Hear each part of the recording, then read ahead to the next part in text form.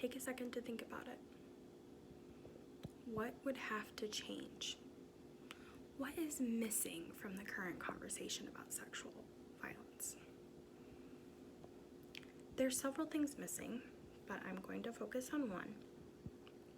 There's still this myth about what rape looks like.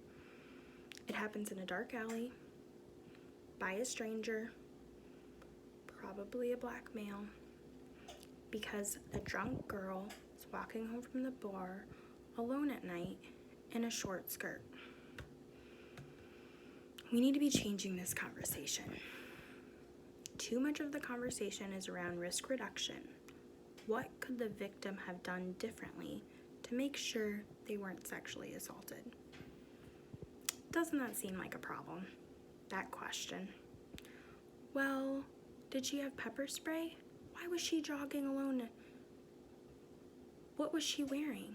Did she have too much to drink?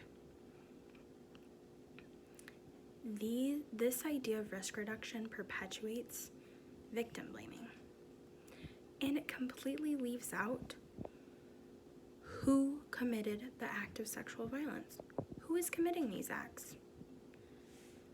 We need to be talking about who is committing these acts of violence. According to RAINN, 7 out of 10 rapes are committed by people we know. We know that most sexual violence is being committed by men.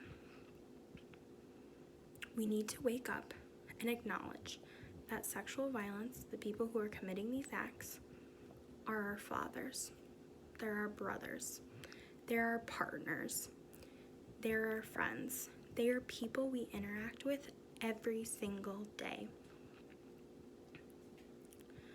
What can be done to make sure that men and boys are not committing these acts of sexual violence? We need to be addressing toxic masculinity. We need to be teaching boys and men healthy sexuality. They need to be getting comprehensive sex education. Boys and men have this idea, they're being taught and socialized that they are owed sex, that they want it all the time, that pleasure is just theirs. We need comprehensive sex education. We need to be teaching our boys and men differently. We need to be including them into the conversation because they're part of the problem, so they have to be part of the solution.